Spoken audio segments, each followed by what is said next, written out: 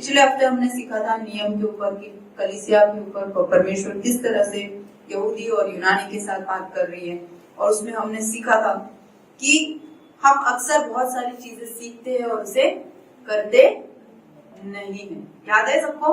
हम लोग अक्सर बहुत सारी चीजें करते हैं और सीखते हैं और उसे करते नहीं, हमारे अंदर वो रूपांतर नहीं आता, और जिस वजह से वो रूपांतर नहीं आने की वजह से हमारा परमेश्वर के साथ का जो रिश्ता होता है उसी तरह से हम लोगों के साथ भी व्यवहार करते हैं। राइट? छुप छुप के हम छुपाई छुपे मसीह बनते हैं हम, है ना? छुप छुप के। वैसे तो हम बहुत अच्छे दिखते हैं, अच्छा है, सब कुछ अच्छा है, पर छुप छुप के हम लोग तो छुपी छुपाई क्या बोलते, छुपा रुस्तम मसीह बन जाते हैं। आज तीसरी बात मैं आपसे कहना चाह रही हूँ कि अक्सर हम लोग प्रभु के वचन को, क्यों हम वचन को नहीं कर पाते, उसका तीसरा कारण, अक्सर हम लोगों को दूरबीन से देखते। क्या करते हैं? दूरबीन से देखते, ना कि अपने आप को आईने में। परमेश्वर के वचन को हम क्या करते, दूरबीन लगा बना देते हैं और दूसरे लोगों का हम न्याय करते। होता है कि नहीं? अक्सर हम किसी को देखते तो हम पहले ये क्या सोचते हैं, जो यहूदी लोग थे उनकी क्या गलती थी? क्या वो गलत कर रहे थे? कुछ गलती थी उनकी? नहीं। वो यीशु मसीह के पीछे क्यों पड़े रहते थे? क्यों वो यीशु मसीह के पीछे पड़े रहते थे? क्योंकि वो ये देखना चाहते थे कि यीशु नियम का पालन करता है कि नहीं, और जैसे ही वो न करे उसको पकड़वा दिया जाए। उनको सच्चाई से कोई मतलब नहीं है, उनको किसी चीज से कोई मतलब नहीं। राइट? उनको ना सच्चाई से मतलब है, ना यीशु कौन है उससे मतलब। नियम को जानते, पर सिर्फ एक ही व्यक्ति था, निकोदेमस, जिसने आके सच में पूछा कि मुझे अगर नया जन्म प्राप्त करना है तो क्या करना पड़ेगा। बाकी सभी लोग यही चाहते थे कि यीशु को किस तरह से फंसाए। वो अपने नियम के दूरबीन से यीशु को देख रहे थे। अक्सर ऐसा होता है कि हम प्रचार कर लेते हैं पर उसको कर नहीं। अक्सर ऐसा होता है कि हम प्रचार कर लेते हैं पर उसे कर नहीं पाते। हम लाइफ सेल्स लीड कर लेते हैं, हम दूसरों को काउंसिल कर लेते हैं, दूसरों को समाधान दे देते हैं, बहुत सारी चीजें हम लोग कर देते हैं, पर जब खुद की जिंदगी में आता है तो हम उसे कर नहीं पाते। तो याकूब का पुस्तक जेम्स 1, वहां पर पहले हम रोमी 2:17 से पौलुस यहूदियों को क्या बोल रहे हैं कि तुम यदि तू यहूदी कहलाता है, हाँ, यदि तू यहूदी कहलाता है और व्यवस्था पर भरोसा रखता है, और व्यवस्था पर भरोसा रखता है, और परमेश्वर के विषय में घमंड करता है, और परमेश्वर के विषय में घमंड करता है, और उसकी इच्छा जानता है, उसकी इच्छा भी जानता है, और व्यवस्था की शिक्षा पाकर उत्तम उत्तम बातों को प्रिय जानता है, उत्तम उत्तम बातों को प्रिय जानता है, और अपने पर भरोसा रखता है, अपने पर भरोसा रखता है। मैं अंधों का अगुआ और अंधकार में पड़े हुओं की ज्योति, अंधकार में पड़े हुओं की ज्योति, और बुद्धिहीनियों का सिखाने वाला, बालकों का उपदेशक हूँ, और ज्ञान और सत्य का नमूना, जो व्यवस्था में है मुझे मिला है। अब आगे पढ़िए, पौलुस उनको क्या बोलता है? तो क्या तू जो औरों को सिखाता है, अपने आप को क्यों नहीं सिखाता? तू अपने आप को क्यों नहीं सिखाता? क्या तू जो चोरी न करने का उपदेश देता है, जो तू चोरी न करने का उपदेश देता है, आप ही चोरी करता आप ही चोरी करता है। तू जो कहता है व्यभिचार न कर, तू जो कहता है व्यभिचार न कर, क्या आप ही व्यभिचार करता है? आप ही व्यभिचार करता है। तू जो मूर्तों से घृणा करता है, क्या आप ही मंदिरों को लूटता है? आप ही मंदिरों को लूट लिया। तू जो व्यवस्था के विषय में घमंड करता है, क्या व्यवस्था न मानकर परमेश्वर का अनादर करता है? परमेश्वर का अनादर। तो अब निकालिए याकूब 1:23 और 24। तो बहुत जरूरी है कि ये सवाल अपने आप से पूछे कि क्या हम किसी को बोलते गुस्सा मत कर, इतना गुस्सा मत कर, हम क्या गुस्सा करते? हम बोलते किसी को झूठ मत बोल, हम झूठ बोलते? क्या हम किसी को बोलते टाइम से आया कर, हम टाइम से आते? ये सवाल अपने आप से पूछने जैसा है। और ये सवाल अपने आप से पूछने जैसा क्यों है? पौलुस वहां पर क्या कर रहा है, उनको दोषी नहीं ठहरा रहा। पौलुस वहां पर उनको बोलते 1:23, याकूब 1:23 और 24, क्योंकि जो कोई वचन का सुनने वाला हो, जो कोई वचन का सुनने वाला हो और उस पर चलने वाला न हो, और उस पर चलने वाला ना हो, वो उस मनुष्य के समान है, उस मनुष्य के समान है जो अपना स्वाभाविक मुंह दर्पण में देखता है, इसलिए कि वो अपने आप को देखकर चला जाता है और तुरंत भूल जाता है कि मैं कैसा था। तो क्या दर्पण में देखना कोई गलत बात है? कैसे व्यक्ति के बारे में यहाँ बोला गया है? कैसे व्यक्ति के बारे में यहाँ बोला गया? जो वचन को सुनता है और जो करता नहीं है, वो उस मनुष्य के समान है जो अपना, आज कितने लोग आईने में देख के आए? कितने लोग आईने, अच्छा बिना आईने देख के आए? मेरे घर में तो कुछ लोग हैं जहां पर थोड़ी भी परछाई दिखे ना, तो थोड़ी सी भी परछाई दिख जाए तो वो सामने ग्लास में भी ऐसा दिख जाए कि थोड़ा सा दिख रहा है तो सेटिंग शुरू हो जाती है। कितने लोग आज सुबह परछाई देखकर आए? प्रॉब्लम परछाई देखने में नहीं है, प्रॉब्लम यह है कि परछाई देखा क्यों आपने? पहले क्यों देखा? ताकि अगर मैं अच्छा दिख रहा हूं कि नहीं, कुछ कमी घटिया तो नहीं है। यहाँ पर याकूब बोल रहा है कलीसिया को कि कमी घटियों को देखने के बाद जो अपने आप को सुधारता नहीं है, उसके बारे में यहाँ कितने लोग पिज्जा खाने के बाद मुंह पोछे बिना निकलते हैं, या खाना खाने के बाद? अक्सर ये हमारे साथ क्यों होता है कि क्यों हम परमेश्वर के वचन को देखकर, ये जो आईना है, ये जो परमेश्वर का आईना है, इसे हम देखकर हम अपने आप को सुधार क्यों नहीं पाते? हम क्यों नहीं सुधार पाते? इसका कारण है, उसका कारण ये है कि हम दर्पण में देखते हैं कि ये कमी घटिया है मुझमें। हम अक्सर दूरबीन लगाकर लोगों को देखते हैं। अपने आप को देखने में हमें बहुत दुख होता है, अपने आप को देखने में हमें बहुत दिक्कत होती है। तो पौलुस यहाँ पर यहूदियों को बता रहा है कि देखो ये आईने को, इस आईने को देखो, जो तुम नियम का बात कर रहे हो, ये आईने को देखो, और ये आईने में देख के अपने आप को परखो। पहला कारण ये है कि हम जब वचन को पढ़ते हैं ना, बहुत कैजुअली पढ़ते हैं, यानी बहुत कैजुअली। आज बाइबल नहीं पढ़ा है, बाइबल पढ़े बिना बाहर जाऊंगा तो क्या होगा? आज दिन अच्छा नहीं होगा। बहुत कैजुअली हम इसको पढ़ते हैं। या तो पढ़ते हैं ना, तो ऐसा पढ़ते हैं कि भाई ये वचन में ऐसा क्यों लिखा है। मेरे ख्याल से ट्रांसलेशन वाले अक्सर ऐसा करते होंगे कि इसका मतलब क्या है, ये क्यों ऐसा लिखा है, करते थे। बहुत डीप में जाते थे, पर डीप में वो क्यों जाते थे? ट्रांसलेट करने के लिए जाते थे। वो इसलिए नहीं जाते थे कि अपने आप को सुधारे, इसलिए जाते थे कितना अच्छा काम कर रहे थे ये लोग, दिन के 6-6 घंटे देते ये लोग, जैसे जिसका फायर वैसे देते। पर क्या किया? वचन को वहां पर क्या कर रहे? गहराई से सीख रहे, हर शब्द को पकड़ के परख रहे, इसके लिए ये शब्द है, ये शब्द है, ये शब्द नहीं, ये शब्द नहीं है।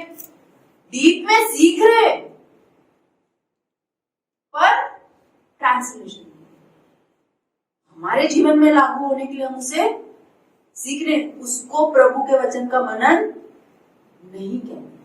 ऐसा है, किसी महान व्यक्ति ने कहा कि एक बात याद रखना, जब आप बाइबल पढ़ते हो तो बाइबल आपको भी पढ़ता है।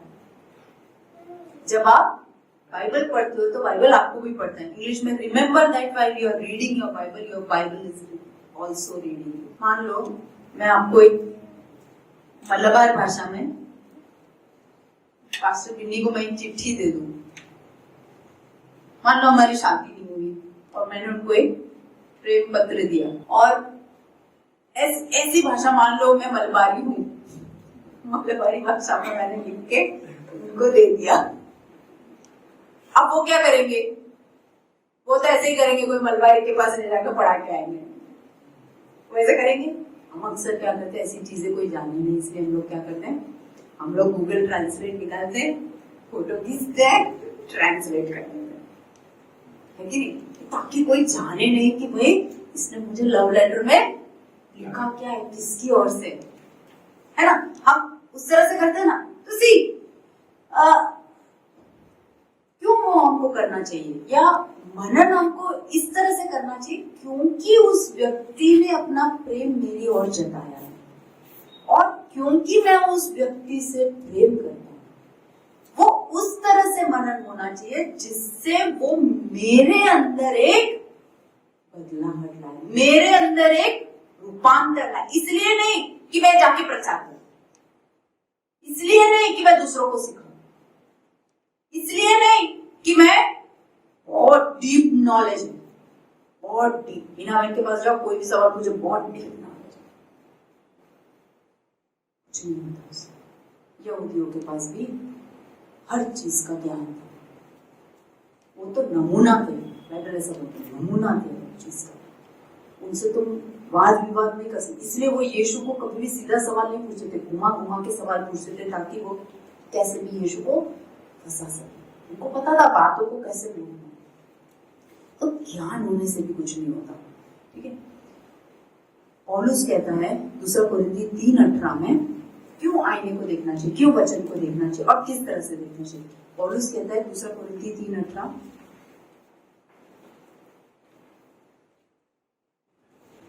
परंतु जब हम सब के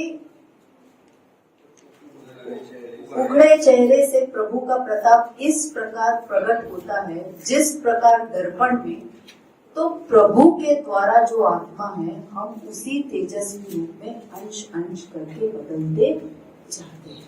ये होना चाहिए हमारे अंदर का बदलाव। हम जब आईने में देखते हैं, तो अरुण जब सुबह जाके बाल की सेटिंग करता है तो अरुण को नहीं देखना चाहिए। अरुण किसको देखना चाहिए, किसको, बाल को नहीं देखना चाहिए। सामने दिखना कौन चाहिए, यीशु दिखना चाहिए, सामने वचन दिखना चाहिए। जब आप वचन पढ़ते हो तो परखो ना। मैं पिछले दिनों में जॉब 29 याकूब का पुस्तक, अय्यूब 29 में मैं पिछले दिनों ये पढ़ रही थी और मुझे इतना ये वचन टच कर गया कि मैंने इसे अपना प्रार्थना बना लिया। क्या क्या अय्यूब का गवाही देखो वहां पर। हाँ 29 प्लीज पढ़ देना है, 29:2। भला होता कि मेरी दशा बीते हुए महीनों की सी होती, जिन दिनों में ईश्वर मेरी रक्षा करता था। हाँ जब ये क्या गवाही बोल रहा है पता है, उसकी अवस्था खराब होने से पहले की वो बात कर रहा है वहां पर।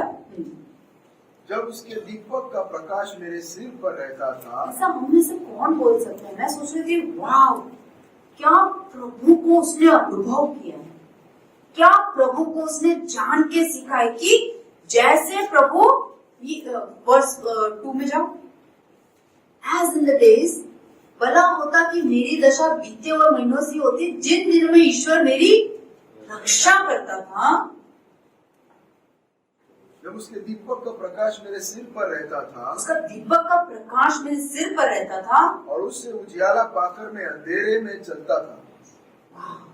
आपके जीवन के अंधेरे में क्या प्रभु का वचन आपके लिए इस तरह से काम किया है?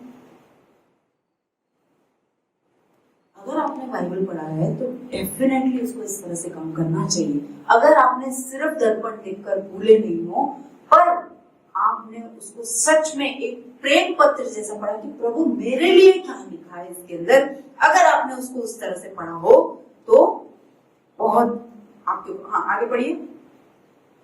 वह तो मेरी जवानी के दिन थे जब ईश्वर की मित्रता मेरे डेरे पर प्रकट होती थी। ईश्वर की मित्रता मेरे डेरे पर प्रकट होती थी। उस समय तक तो सर्वशक्तिमान मेरे संग रहता था और मेरे लड़के बाले मेरे चारों ओर रहते थे। हाँ ठीक है, ये बहुत सारा वचन है, आप सीधा जाइए। हाँ नहीं पूरा ही पढ़िए, means it is very interesting. उस समय तब मैं अपने पगों को मलाई से धोता था। मलाई से धोता था, मलाई लेकर मलाई मलाई, हाँ। और मेरे पास की चट्टानों से तेल की धाराएं बहा करती थी। जब जब मैं नगर के फाटक की ओर चलकर खुले स्थान में अपने बैठना का स्थान तैयार करता था, तब तब जवान मुझे देखकर छिप जाते और पुरनिये उठकर खड़े हो जाते थे। हाकिम लोग भी बोलने से रुक जाते और हाथ से मुंह मूंदे रहते थे। प्रधान लोग चुप रहते थे और उनकी जीभ ताले से सट जाती थी, क्योंकि जब कोई मेरे समाचार सुनता तब वो मुझे धन्य कहता था, और जब कोई मुझे देखता तब मेरे विषय साक्षी देता था, क्योंकि मैं दुहाई देने वाले दीन जन को और आप जब अपने घर से बाहर निकलते हो तो लोग आपके बारे में क्या बोल रहे हैं?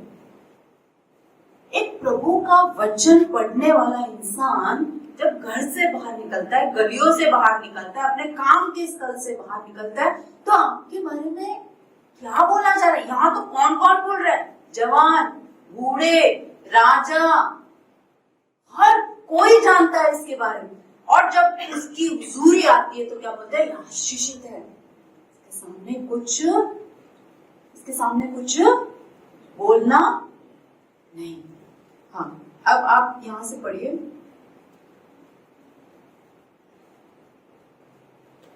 चौदह, सबसे मुझे छू जाने वाली वर्स ये थी 14। मैं धर्म को पहने रहा, हाँ, और वह मुझे ढाके रहा। मैं धर्म को पहने रहा, यानी धार्मिकता को उसने पहने रखा और वो मुझे ढाके रहा। इस सब का कारण था। और मेरा न्याय का काम मेरे लिए बागे और सुंदर पगड़ी का काम देता था। यानी मेरा जो न्याय जो था वो एक कोट के समान मेरे साथ रहता था और मेरी पगड़ी बनकर रहता था। मैं अंधों के लिए आंखें और लंगड़ों के लिए पांव ठहरता था। दरिद्र लोगों का मैं पिता ठहरता था, और जो मेरी पहचान का ना था उसके मुकदमे 21 से पढ़िए, 21 से। लोग मेरी हील और कान लगाकर ठहरे रहते थे और मेरी सम्मति सुनकर चुप रहते थे। जब मैं बोल चुकता था तब वे और कुछ न बोलते थे। मेरी बातें उन पर मैं की नाई बरसा करती थी।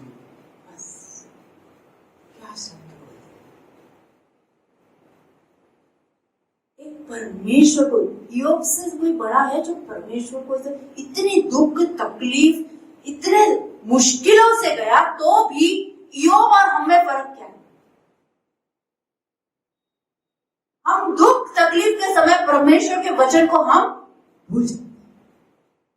क्यों भूल जाते हैं? क्यों हमारे मन में नहीं आता? क्योंकि जब हम उसका मननी ढंग से नहीं करते, जब हम वहां लिखा गया है उसको ही सीखते नहीं है, तो कैसे चलेगा? उसको ही नहीं लेते हम लोग अंदर। न प्रभु का वचन हमको याद रहता है।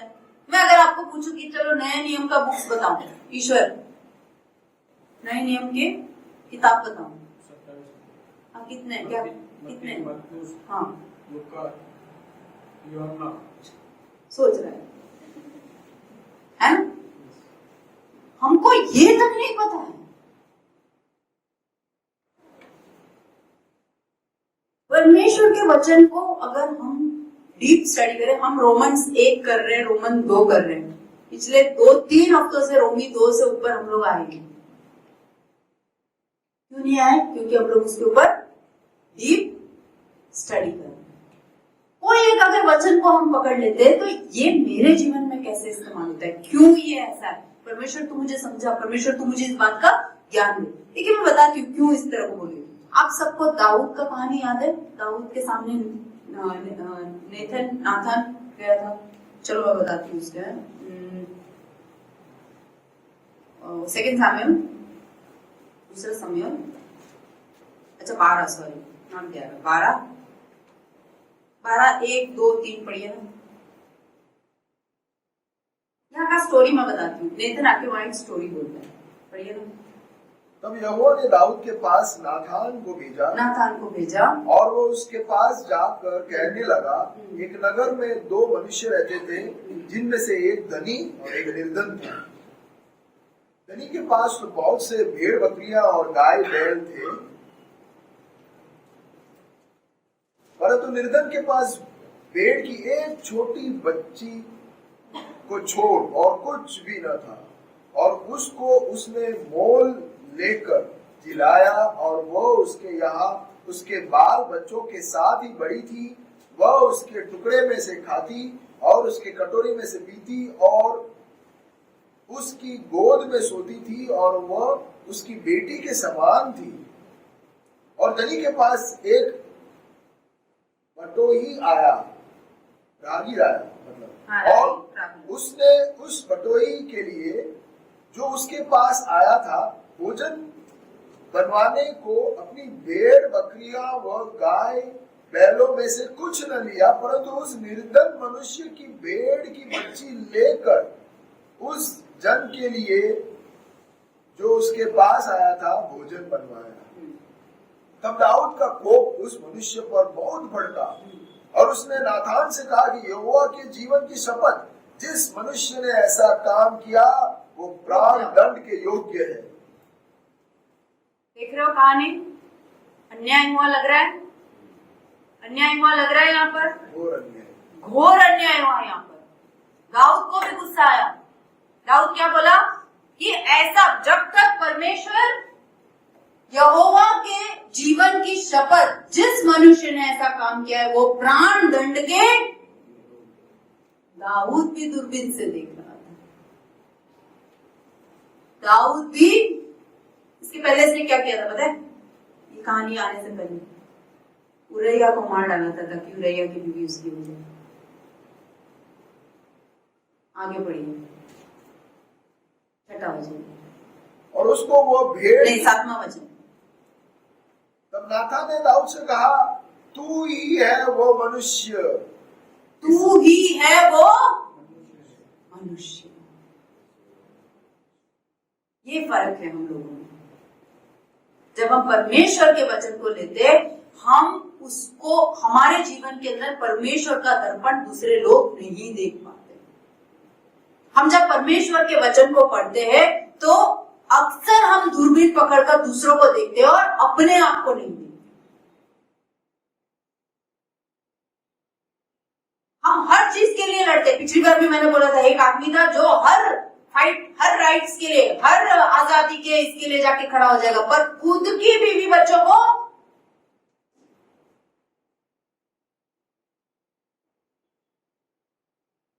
मैं कभी कभी ऐसा सोचती हूँ, अनन्या सा सफीरा का क्या नहीं था उनके पास।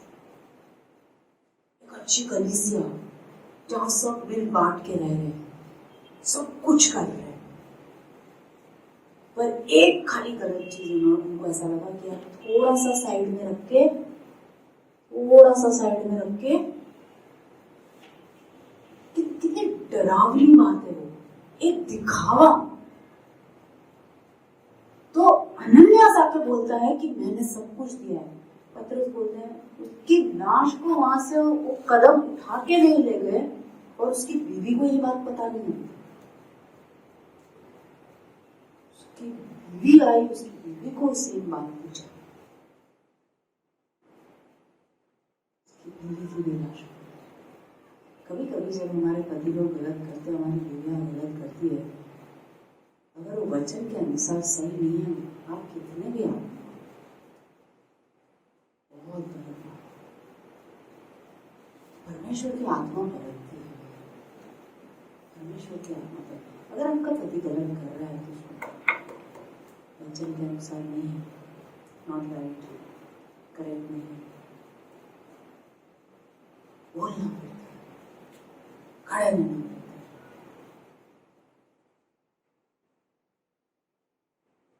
क्या मतलब है फिर? आप वहां पढ़िए, क्या आराधना सभा थी, क्या चंगाई होती थी वहां पर। ये सब देखने के बावजूद, इतना वचन को जानने के बावजूद, एक पूरा बटन साफ।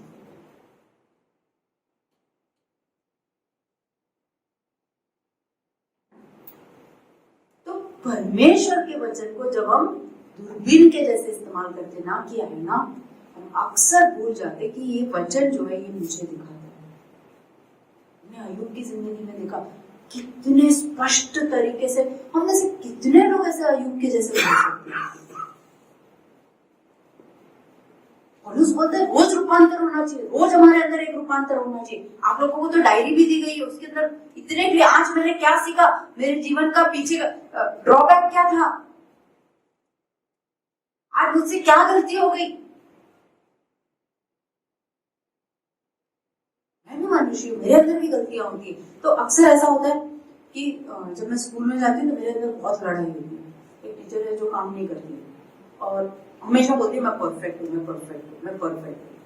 तो और मुझे बहुत गुस्सा आ रहा था पिछले एक हफ्ते से उसके ऊपर कि मैं उसको बोल के हूँ, मैं उसके पीछे पड़ी। मेरे को लगा कि तेरे अंदर ये आग क्यों जल रही है, तेरे अंदर ये आग क्यों जल रही है भाई। इंग्लिश में परमेश्वर ने मुझे इस तरह से बताया कि don't be judgmental, be introspective. न्याय मत कर उसके ऊपर, बल्कि अपने आप को अंदर से देख। तू भी तो कहीं अपने आप को ऊपर समझ रही है ना, तुझे ऐसा लग रहा है ना कि तू ज्यादा काम कर रही है, वो नहीं कर रही है, तभी तो तेरे अंदर ही आग लगी हुई है।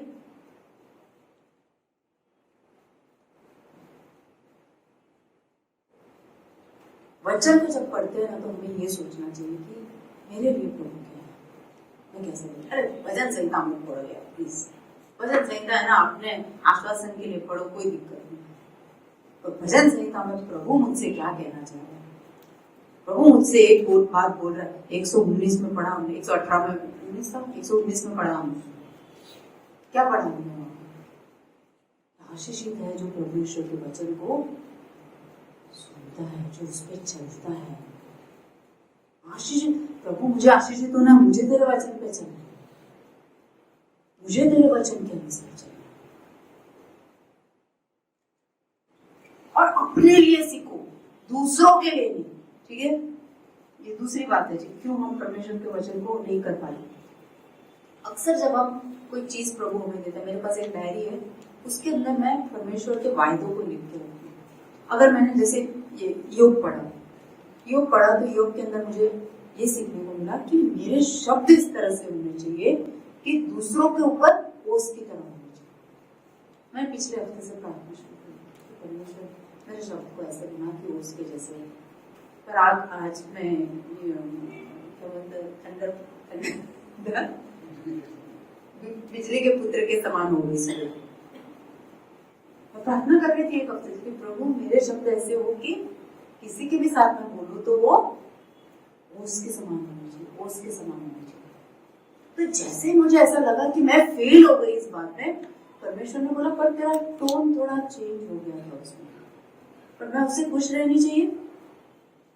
वरना मैं बहुत ऊंची आवाज में बात करती हूँ, जब मुझे गुस्सा आता है मैं बहुत ऊंची आवाज में बात करती हूँ। ये प्रार्थना की निरंतर क्यों मुझे वो हुआ कि आज तो मैं thunder of sons of thunder Hindi में ट्रांसलेट करके आना दिमाग में थोड़ा दिक्कत का बात होता है। गर्जन के पुत्र के समान, तो हाँ ठीक है, वो तो परिस्थिति ऐसी थी, मैं गर्जन के पुत्र के समान होंगे। कितनी बार बोलना पड़ता है मुझे, कितनी बार समझाना पड़ता है मुझे, तुरंत ही बल बजाना बेटा, योग के समान मेरी बातें ठंडक हो जानी चाहिए। तो वचन को जब हम पढ़ते हैं उसके बाद हमें क्या करना चाहिए, खाली हमें उसको जो भी, ये जो मैं योग के बारे में इसलिए बोल रही थी कि वो वचन को मैंने लिख के रख दिया तो प्रभु ये मेरी प्रार्थना है, ये तेरा वायदा है मुझसे, तो अगर योग को दे सकता है तो मुझे भी तो बदल सकता है। अगर तुझे ऐसा लगता है कि परमेश्वर, मैं लगता नहीं, परमेश्वर मुझे बदल, क्योंकि मैं कभी भी परिपक्व, कभी भी संपूर्ण होने वाली नहीं हूँ, पर प्रभु तो मुझे बदल। मेरी जेठानी पिछली बार आई थी तो बोल रही थी कि अब मैं 50 साल की हो गई हूँ, तो अब मैं लोगों को उपदेश दे सकती हूँ, क्योंकि 50 साल की हो गई हूँ, अब लोग मुझे सुनेंगे, है ना। तो मीन्स ऐसे एक लेवल पर मैं नहीं आना चाहती कि कहीं पर भी मैं सीख ना, एक छोटा उदाहरण बोल के मैं बंद करूंगी। अक्सर हमारे घर में कुछ भी रिपेयरिंग का काम आता है तो वो बोलते हैं अर्बन क्लास से बुलाते हैं। मैं बोलती हूँ नहीं यूट्यूब वीडियो देख लेते हैं ना, उसमें से सीख लेंगे। तो हमने ऐसा करके 2-3 बार हमारा माइक्रोवेव रिपेयर किया। अच्छा, कितने लोगों ने ऐसा ट्राई किया है? कितने लोगों ने ऐसा ट्राई किया? 2 बार तो माइक्रोवेव रिपेयर किया। कितने लोगों ने ट्राई किया? किसी ने भी ट्राई किया यूट्यूब वीडियो देख के कुछ करने का? अभी मोबाइल में कुछ नहीं आता है तो यूट्यूब वीडियो देख के हम लोग सीखते हैं। अरे भाई क्या प्रॉब्लम हो सकता है, सीखने की कोशिश करते हैं। मान लो मुझे पता है कि ये यूट्यूब वीडियो है और उसके अंदर जो मुझे बोला जा रहा है कि ये स्क्रू खोलो, फिर ये ध्यान से उसके अंदर से एक क्लिप ध्यान से खोलना, सब कुछ करना। तो मैं बोला अच्छा ठीक है, कुछ भी बोलते रहते हैं ये लोग, मुझे आता है। ऐसा बोल के मैं अगर अपना माइक्रोवेव ठीक करने जाऊंगी चलेगा? बिल्कुल नहीं चलेगा। क्यों नहीं चलेगा? क्योंकि वहां पर कुछ इंस्ट्रक्शन दिए गए, उसी का पालन करना है और उसी का पालन करेंगे तो मेरा माइक्रोवेव नहीं तो नहीं चलेगा। फिर हम बोल सकते, फिर तांडव कर सकते, मैंने खोला, मैंने 10 स्क्रू खोले, मैंने ब्लोअर लगाया, ड्रायर लगाया अंदर, हमने वो भी सब ट्राई किया, मिट्टी उड़ाने का देखा। फिर आखिर में पता चला कि एक छोटा सा रबर लेके उसके मदरबोर्ड पे थोड़ा सा ऐसे घिसना था, बस हमारा माइक्रोवेव चालू हो गया। इसके लिए मुझे 350 रुपए अर्बन क्लॉक को देने पड़ते, 350 550 रुपए अर्बन क्लॉक को देने पड़ते। मैंने बोला लाओ 500 रुपए, आज तक नहीं मिला मुझे। फिर आखिर में देखो ये थूक लगाओ काम तो चलता ही है, थूक लगाओ काम में हम अपने आप से जब मैनेज कर लेते तो हो जाता है। बट जब कंपनी का आदमी आता है, कंपनी का आदमी आता है ना, वो आके उसको अच्छे से पढ़ाता है। जैसे हम डॉक्टर के पास जाते हैं, हम डॉक्टर के पास जाते तो हम ये चाहते हैं कि डॉक्टर ने बताया कि सही रिपोर्ट क्या है, पर ये भी नहीं बताया कि भाई बहुत खराब न्यूज है। दोनों चाहते है कि नहीं? उसी तरह से जब कंपनी वाला आदमी आता है तो आके बोलता है इसका तो मदरबोर्ड ही पूरा खराब है, इसका तो, क्योंकि हम 2 बार करने से थक गए, अरे अब ये तो ऐसे ही चलने वाला है। हम कोई भी आदत या कोई भी स्वभाव का हम लेके क्या करते हैं, अब नहीं होता, मैंने बहुत बार कोशिश की, अब मैं थक गया। अरे यार मदरबोर्ड में ही प्रॉब्लम है, कंपनी वाले को बुलाओ। जब तक पवित्र आत्मा आपके दिल में मन में काम नहीं करेगा तब तक आप थूक लगाओ काम नहीं करोगे। समझ रहे हैं? थूक लगाओ काम, ये मेरे पति ने सिखाया, मेरे को नहीं पता था। हाँ, कच्चा काम। हमारा वहां एक प्लम्बर आता था, कोई भी नहीं होना तो वो एक प्लम्बर को बुलाना पड़ता था, तो बोलते थे थूक लगाओ काम करके। तो अक्सर हमारी जिंदगी में वचन को लेके हम,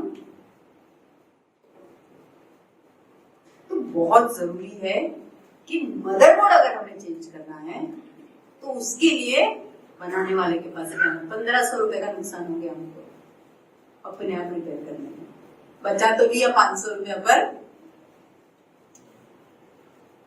अगर आज एक आत्मिक मेडिकल चेकिंग किया जाए आप लोगों का, तो प्रभु कैसा रिपोर्ट देगा?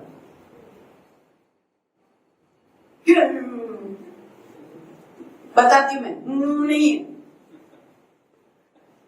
प्रभु 3 बातें हमारे सामने आती हैं। एक हमारा विवेक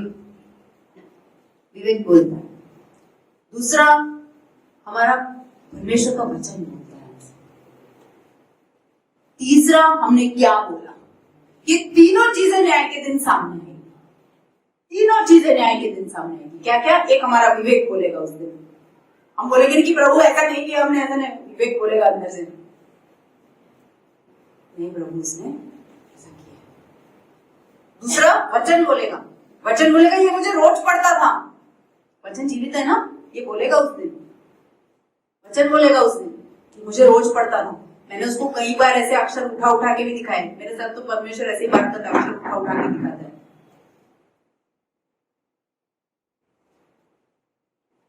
वचन बोलेगा उस दिन, इसको मैंने बहुत समझाया। पवित्र आत्मा भी बोलेगा उस दिन, मैंने उसको बार बार याद दिलाया कि मत कर मत कर मत कर मत कर, तो ये लगा ही रहा। और तीसरी बात, हमने क्या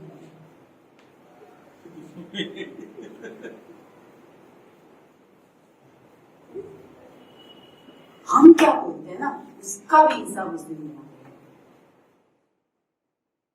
बहुत जरूरी है, वो तो एक दूसरा टॉपिक ही है टोटली, मैं वहां आगे उसके ऊपर आऊंगी। आज क्या सीखा, क्या सीखा आज? परमेश्वर के वचन को खाली गहराई में उतर के सीखने की जगह पर जो सीधा सीधा लिखा है उसको तो कर लो। सीधा सीधा क्या लिखा है भाई? अपने शब्दों को संभालो, अपने मुख के द्वार पर एक सेनापति को खड़ा कर दो, तुम्हारे विचारों को परमेश्वर के वचन में करो ताकि तुम्हारा मन विचार रूपांतरित हो जाए। जो सीधा सीधा लिखा है वो तो करो, डीप वाली बात तो बात की बात है। 5 फीट में स्विमिंग तो करो, 5 फीट में स्विमिंग नहीं कर सकते हो तो 12 फीट की बात करते हो। देखिए परमेश्वर के वचन को जब हम सीखे ना, तो जो सीधा सीधा लिखा है वो तो कर लो, बाद में डीप में उतरो। डीप में उतरो, पर इसलिए उतरो, क्यों उतरो? दूरबीन बनाने के लिए क्यों उतरो? अपने आप को सिखाने के लिए, अपने आप को। भजन संहिता वाला बोलता है कि मैंने तेरे हर नियम को अपने मन में संभाल के रखा है ताकि मैं तेरे खिलाफ, मन में ही भर के नहीं रखा है तो फिर पाप के बेचारे का क्या दोष?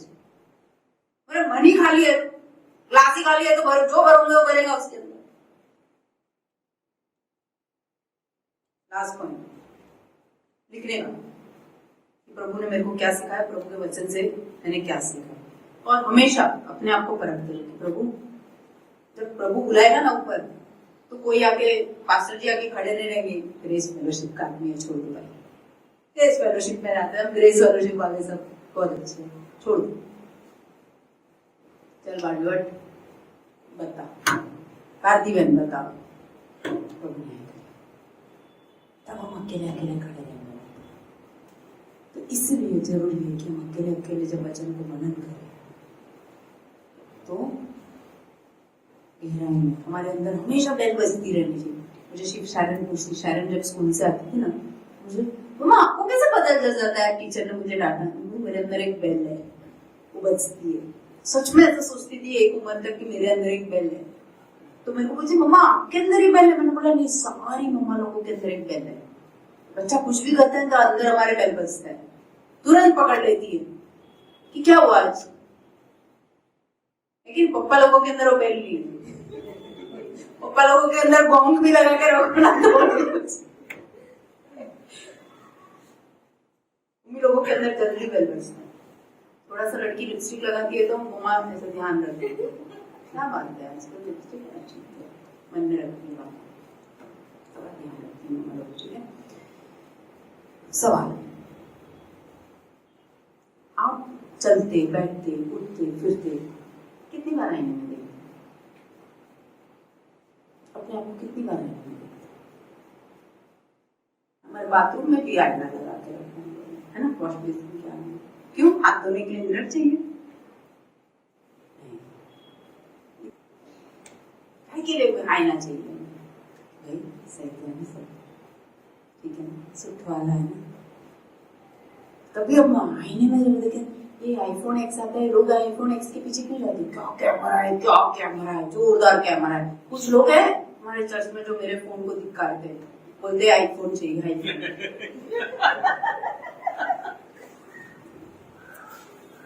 आईफोन का बात है अलग, क्या बात है पता है? जब आप फोटो खींचते हो ना, हर वो दाना दिखाता है, हर वो पिंपल को हाईलाइट करता है। ये तो अच्छा है कि फिल्टर लगा लिया हम लोगों ने आजकल। पर वो कैमरा क्यों अच्छा है? एक DSLR 40,000 का क्यों आता है जो हम कैमरा लेते हैं एयरपोर्ट पे? क्यों? बहुत अच्छे से फोकस करता है, क्लियर पिक्चर। इसलिए हर जगह उठते बैठते चलते फिरते हर जगह आईना है। क्यों आईना है? कि हम अपने आप को देखते हैं। वैसे आईना आप कितनी जगह लेके जाते हैं? जरूरी है, आईने को हर जगह रखना जरूरी है। ओके, सवाल अपने आप से ही सवाल करें, आपने जब आपने वचन पढ़ा और वचन ने आपको कुछ बताया तो आपने उस चीज का क्या किया? अगर आप इस हफ्ते वचन को पढ़ रहे हो तो दूसरों के लिए पढ़ोगे या अपने लिए? ये तो चीजें आपने ये सवाल अपने आप से पूछ लिया? आईने में हमें दर्पण क्लियर क्यों नहीं दिखता पता है? क्योंकि हमारा पाप इसलिए हमें यीशु मसीह की जरूरत है। हमारा पाप हमें इस तरह से ढक के रखता है कि हम आईने में कितना भी दर्पण देखना चाहे, क्लियर देखना चाहे, नहीं दिखता। अगर यीशु मसीह हमारी जिंदगी में, और वो हमें बता रहा है कि देखो भाई, सच को देखो,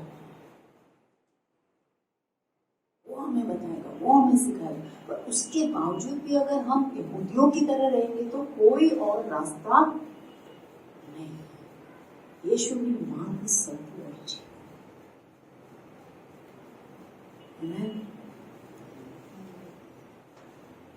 और जब हम दर्पण में अपने आप को देखेंगे, अपने आप को देखना शुरू करेंगे, परमेश्वर का उद्देश्य जो आपकी जिंदगी के लिए है वो पूरा होगा। और उस उद्देश्य को कोई भी रोक नहीं सकता।